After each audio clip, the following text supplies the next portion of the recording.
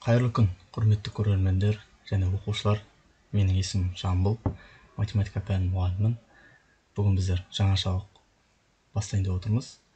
Сабақтың тақырыбы жай бөлшектер, яғни жай бөлшекті нөлден бастап үйренеміз. Бүгін бірінші сабағымыз. Жай бөлшек жалпы қарапайым мысалмен түсіндірейін. Мысалы, мынадай 3-тің 5-ке қатынасы немесе 3 бөлу 5. Осыны біз ортасына сызық қою арқылы осындай түрде жаза аламыз. Бұны біздер математикада бөлшек деп атаймыз. Енді бөлшектің бөлімі және алымы болады. Астыңғы бөлігі бөлімі, үстіңгі бөлігі алымы болады. Бұның оқылуы 5-тен 3, яғни бөлшекті астынан бастап үстіне оқимыз. 5-тен 3 деп.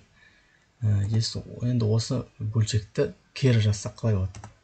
Осындай бөлшекті 4-тен 7-ні кері жазсақ, 7 бөлу 4, яғни алымындағы сан бірінші жазылады, бөлімдегі сан екінші жазылады. Бұның оқылуы 4-тен 7. Жай бөлшекті жалпы 3-ке бөлінеді. Бірінші дұрыс бөлшек, екінші бұрыс бөлшек, үшінші аралас сан. Енді дұрыс бөлшекке тоқталайық. Егер бөлшектің бөлімі алымынан үлкен болса, онда бөлшек дұрыс бөлшек деп аталады. Оған мынадай мысал келтірейік. Бірінші 7-ден 3, яғни бөлшектің бөлімі 7, алымы 3.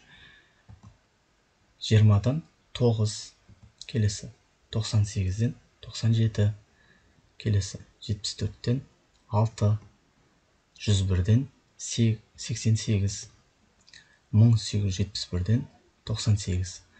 Байқағандарыңыздай, бөлімі алымынан үлкен. Бұның барлығы бізде дұрыс бөлшек. Келесі, егер бөлшектің бөлімі алымынан кіші болса, онда бөлшек бұрыс бөлшек деп аталады. Мысалы, 3-тен 7. Бөлімінде 3, алымында 7, яғни бөлімі алымынан кіші. Келесі, 9-дан 20, 97-ден 98, 6-дан 74, 84-тен 101, 98-ден 1871. Яғни бұның оқылуына да өте қатты мән беру керек. Астынан бастап үстіне оқимыз. Түсінікті ғой? Келесі. Құрамында бүтін саны бар бөлшектерді аралас сандар деп атайды. Ол қалай? Бұл жерде бүтін санымыз 3, яғни 3 бүтін 7-ден 3. Келесі бүтін санымыз 12. 12 бүтін 20-дан 9 деп оқимыз. Келесі 1 бүтін 8-ден 5. Келесі 20 бүтін 101-ден 88. Келесі соңғы мысал 34 бүтін 19-дан 8 деп оқимыз. Келесі жаттығулар жасайық. Бұрыс бөлшекті аралас санға айналдыру. Яғни біздер осы аралас санға, бұрыс бөлшекті аралас санға айналдыру арқылы дұрыс бөлшекке келтіреміз. Мысалы, мынадай бұрыс бөлшек болсын. 3-тен 8. Бұл 3-тен 8 дегеніміз бөлімі алымнан кіші. Осыны дұрыс бөлшекке айналдырамыз, яғни бөлімін алымнан үлкен қылуға тырысамыз қазір. Енді қараңыздар.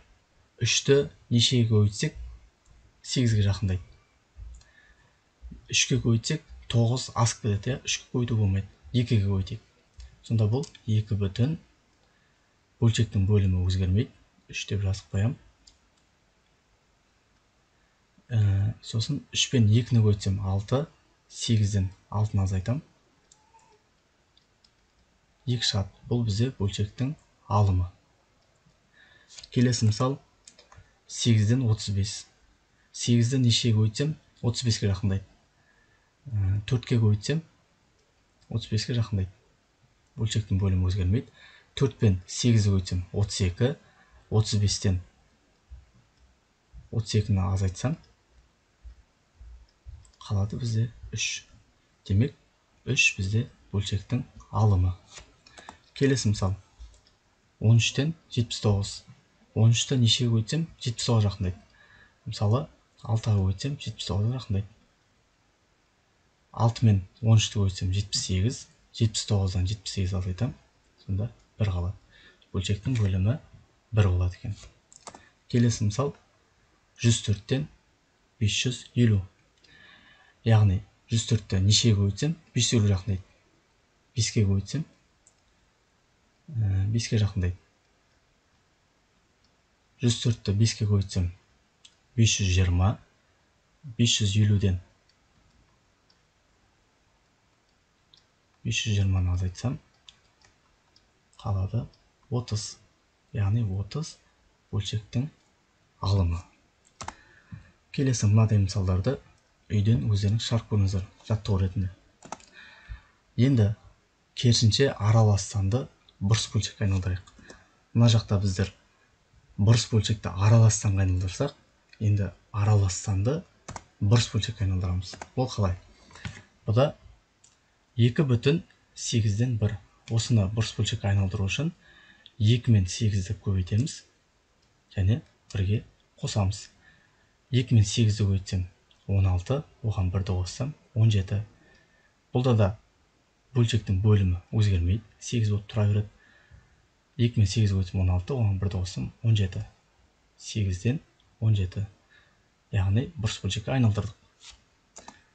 Келесі 5 пен 5-ті көбейтем, оған 3-ті қосам.